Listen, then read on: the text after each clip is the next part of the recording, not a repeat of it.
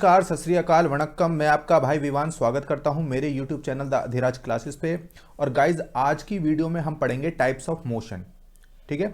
Video शुरू करने से पहले मैं बता दूं, मैं तैयारी करा रहा हूं आपकी NCERT से। ठीक है। और करा रहा हूं आपकी सब्जेक्ट कंसर्न की, जो है आपका 80 मार्क्स का। ठीक है। वीडियो शुरू करने से पहले मैं आज आपको थोड़ा सा आपको मोटिवेशन के लिए बता दूं। आज मेरी कुछ बच्चों से बात हुई जो मेरे टच में हैं और KVS की PRT की प्रिपरेशन वो कर रहे हैं। तो आज काफ़ी समय के बाद उनका फ़ोन आया, तो ऐसी बात हुई तो मैंने उनसे पूछा कि आपकी प्रिपरेशन कैसी चल रही है। तो उन्होंने बताया कि वो NCERT को प्रॉपर तरीके से पढ़ रहे हैं। और मैं आपको बता दूं, 80 नंबर का खेल यहीं से होगा। किसी के नंबर इसमें अच्छे आ गए ना, तो बस आप देखते रह जाना। ठीक है। कुछ बच्चे मैंने देखे हैं जो प्रिपरेशन कैसे कर रहे हैं, वो सीधा क्विज़ पे जाते हैं। ठीक है। अरे क्विज़ पे तो आप तब जाओगे ना जब आपको NCERT आपने पढ़ी है, या आपने प्रिपरेशन कर रखी है, आपको थ्योरी पता है। ठीक है। और देख लेना, पेपर चाहे हार्ड आए या इजी आए, मेरिट इस बार हाई जाएगी, क्योंकि 2 साल से वैकेंसी नहीं आई है।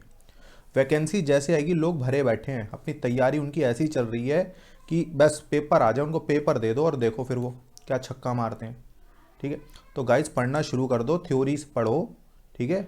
ये आप क्विज देखते हो, क्विज को बाद में देखो, पहले NCERT को देखो। ठीक है। तो चलिए वीडियो शुरू करता हूं मैं।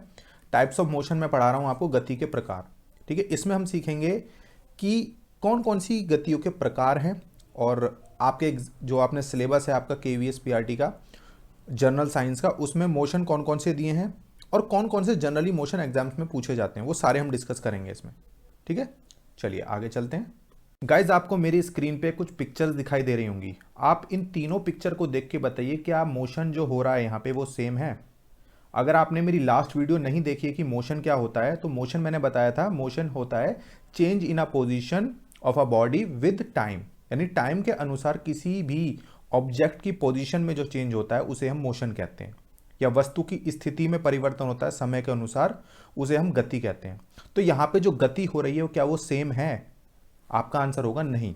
तो यहाँ से हम समझेंगे कि ये सेम नहीं है, तो कौन कौन सी गतियां इनमें हो रही हैं। तो नेक्स्ट स्लाइड पे चलते हैं हम अपनी। अब देखिए, सबसे पहली गति जो है वो होती है रेक्टिलिनियर मोशन, या रैखिक गति इसे हम कहते हैं। रैखिक गति क्या होती है? एक सीधी रेखा में होने वाली गति को रैखिक गति कहते हैं। Motion in a straight line, यानी सीधी रेखा में जो भी गति होगी तो उसे हम कहेंगे रैखिक गति।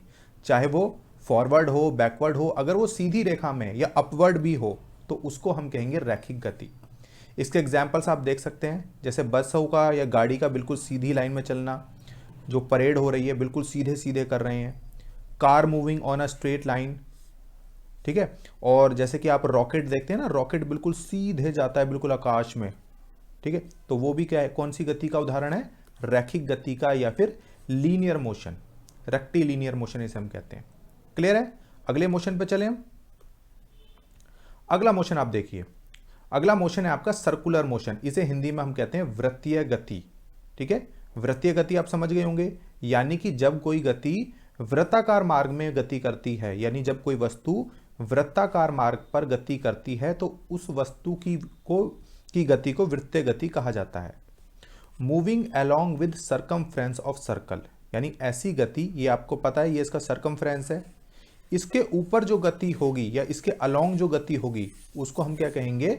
सर्कुलर मोशन या फिर वृत्तीय गति। अब इसके कौन कौन से एग्जाम्पल्स हैं?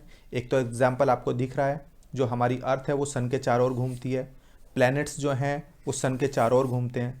ठीक है। डायरेक्शन कोई भी हो, अगर गति जो है वो वृत्ताकार है तो उस गति को हम कहेंगे वृत्तीय गति या फिर सर्कुलर मोशन। जैसे जो सैटेलाइट हैं वो अर्थ के चारों ओर घूमते हैं। ठीक है। तो वो कौन सा मोशन का एग्जाम्पल होगा? सर्कुलर मोशन का। ठीक है। तो दो गति अभी हमने सीखी, एक तो रेक्टिलिनियर मोशन या रैखिक गति, और दूसरी आपका सर्कुलर मोशन। ठीक है। सर्कुलर मोशन का आपको ध्यान रखना है कि ये सर्कमफ्रेंस के अलोंग में होगी। ठीक है। जो इसका पथ है उस पर होगी, उस गति को हम कहेंगे रैखिक गति। ठीक है जी। आगे चलते हैं। चलिए, यहां पे आपके लिए एक क्वेश्चन है, बिल्कुल सिंपल सा क्वेश्चन है। एक पिस्तौल से चली हुई गोली में कौन सी गति शामिल है? What type of motion is involve in a bullet fired from a pistol? ठीक है। जल्दी से मुझे बता देना इसका आंसर, आप कमेंट बॉक्स में बता सकते हैं। ठीक है। तो इसका आंसर है रैखिक गति। जब बंदूक से गोली चलती है तो बिल्कुल सीधे चलती है वो, तो उसका आंसर क्या होगा? रैखिक गति। ठीक है जी, चलो अगली स्लाइड पे चलते हैं। नेक्स्ट है जी रोटेशनल मोशन। इसको हम घूर्णन गति भी कहते हैं। एग्जाम्पल आपने देख लिया होगा, जो हमारी अर्थ है अपने अक्ष पर घूमती है। इंग्लिश में एक बार देख लेते हैं। Motion of a body around a fixed axis and it passes through the object. देखिए सबसे ज्यादा जो क्वेश्चन पूछे जाते हैं, एक तो पूछा जाता है आपका सर्कुलर मोशन, इससे क्वेश्चन पूछते जाते हैं, और या फिर आपका रोटेशनल से। इन दोनों से क्वेश्चन बनते हैं। ठीक है, और कोई मोशन से क्वेश्चन नहीं पूछे जाते, जैसे 1D 2D 3D, ये मोशन से ज़्यादा बिल्कुल नहीं क्वेश्चन पूछे जाते। सबसे ज़्यादा जो क्वेश्चन पूछे जाते हैं इन दोनों से पूछे जाते हैं, क्योंकि इनमें आपको अभी कंफ्यूजन होगी, तो उसको मैं क्लियर करूंगा। यानी कि ऐसी गति जो अपने अक्ष पर होती है। देखिए ये भी गोल गोल घूम रहा है, आप कहेंगे कि वृत्तीय गति, वृत्तीय गति नहीं है ये। जो सर्कुलर मोशन था उसमें सरकमफ्रेंस के अलोंग गति हो रही थी, सरकमफ्रेंस के जो पथ है उसके ऊपर गति हो रही थी। यहां पर ये अपने अक्ष पर घूम रही है, पृथ्वी अपने अक्ष पर घूम रही है। जैसे इसके एग्जाम्पल से समझिए, छत का जो पंखा होता है वो कौन सी गति करता है? वो गति करता है आपका रोटेशनल मोशन। कुम्हार के चाक की जो गति होती है उसमें एक अक्ष होता है, और वो अक्ष क्या होता है? उस ऑब्जेक्ट के साथ लगा हुआ होता है। देखिए यहाँ पे जो इसका अक्ष है पृथ्वी का, ठीक है, पृथ्वी आपको पता है 23.5 डिग्री झुकी हुई है, तो ये जो अपने अक्ष पे मोशन कर रही है, ये कौन सी गति का एग्जाम्पल है? रोटेशनल मोशन का। ठीक है, पृथ्वी की जो घूर्णन गति होती है, ठीक है, तो ये रोटेशनल मोशन का एक एग्जाम्पल है। याद रहेगा? आगे चलें, चलो जी आगे चलते हैं नेक्स्ट स्लाइड पे। तो अभी तक हमने 3 पढ़ ली हैं, रेक्टिलिनियर और आपका सर्कुलर और रोटेशनल मोशन। अब हम चलते हैं आगे। चौथी है आपकी पीरियोडिक मोशन।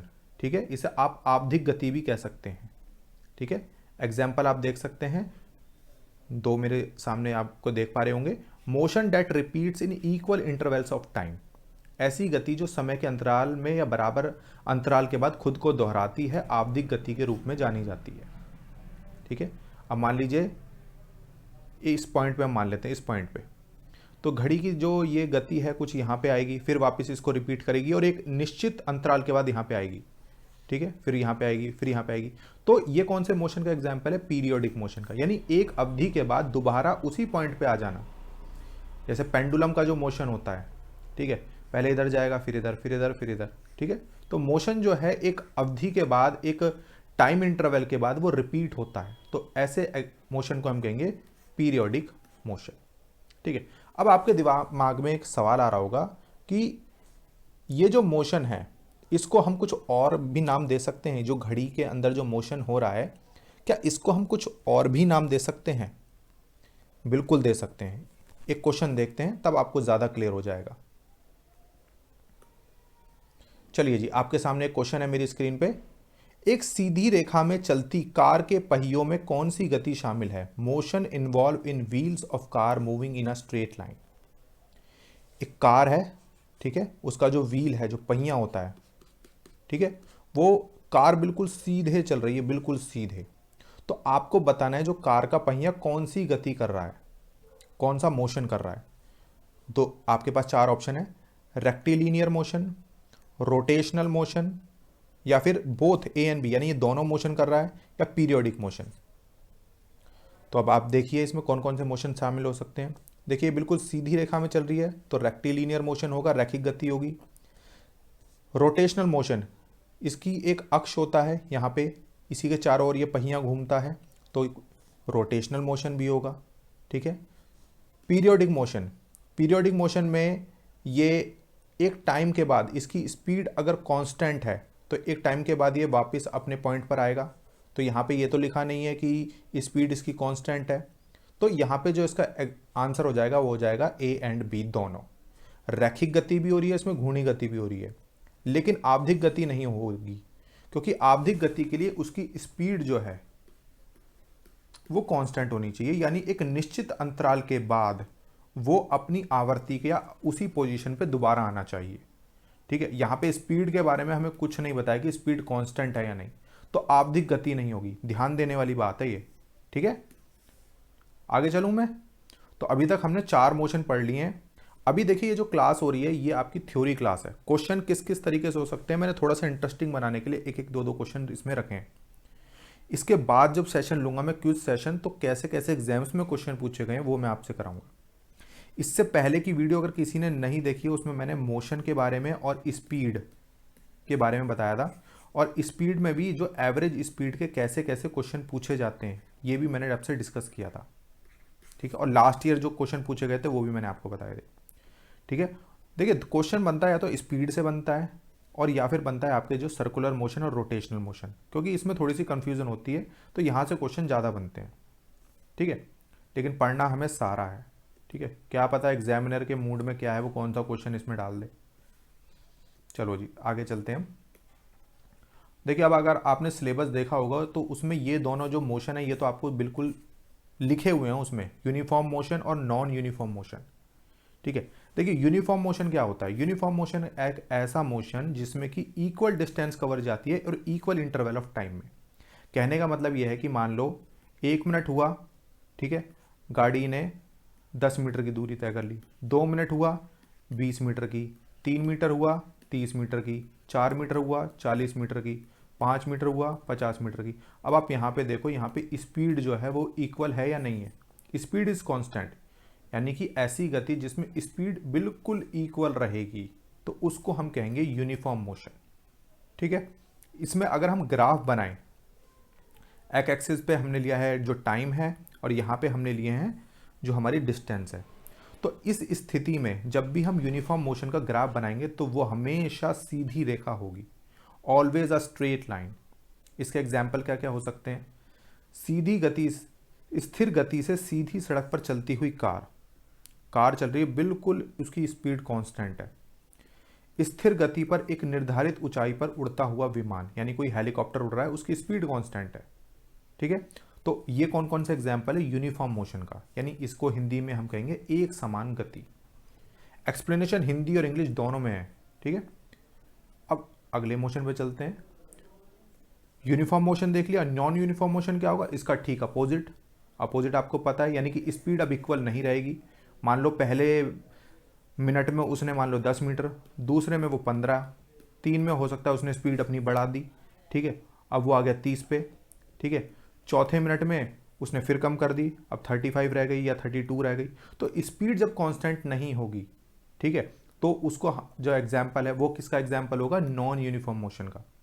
और ऐसे में अगर हम ग्राफ खींचते हैं, ठीक है, तो वो एक घुमावदार रेखा होगी। ठीक है, ऐसे हो सकती है, ऐसे हो सकती है, ऐसे ऐसे ऐसे, मतलब सीधी नहीं होगी। सीधी किस में होगी? यूनिफॉर्म मोशन में। और नॉन यूनिफॉर्म में कैसी होगी? एक घुमावदार रेखा होगी। क्यों? क्योंकि इसमें स्पीड कांस्टेंट नहीं रहती है, स्पीड चेंज होती रहती है। ठीक है, अब इसके उदाहरण कुछ देख लेते हैं। उदाहरण क्या है? सड़क पर चलने वाला व्यक्ति, सड़क पर आपको पता है मान लो वो चला, ठीक है, कुछ चल रहा है, बीच में कुछ आ गया या मान लीजिए ट्रैफिक है उसको रुकना पड़ा। ठीक है, तो ये सभी जो एग्जाम्पल्स हो सकते हैं वो नॉन यूनिफॉर्म के हो सकते हैं। जैसे ट्रेन चल रही है, ट्रेन मान लीजिए बहुत अच्छी स्पीड से चल रही है, ठीक है, बीच में कुछ लगा कि कुछ पुल आ गया तो उसको स्पीड अपनी स्लो करनी पड़ी। ठीक है, तो ये क्या है? नॉन यूनिफॉर्म मोशन के एग्जाम्पल है। ठीक है, यूनिफॉर्म में स्पीड कांस्टेंट, नॉन यूनिफॉर्म में स्पीड कीप्स ऑन चेंजिंग। ठीक है गाइज, आज की वीडियो में इतना ही है। इसकी अगली जो वीडियो आएगी उसमें हम डिस्प्लेसमेंट, वेलोसिटी, ठीक है, और आपका एक्सीलरेशन, ठीक है, ये सारा कवर करेंगे। ठीक है, और जैसे ही ये सारा कवर हो जाएगा फिर हम आएंगे अपने क्विज पे, या फिर अगर आपको लगता है कि मुझे इसमें कुछ इंक्लूड करना चाहिए या क्वेश्चंस पहले कर लें तो आप मुझे मैसेज कर देना। ठीक है, वो हम कवर कर लेंगे। ओके गाइज, चलिए, thank you so much guys.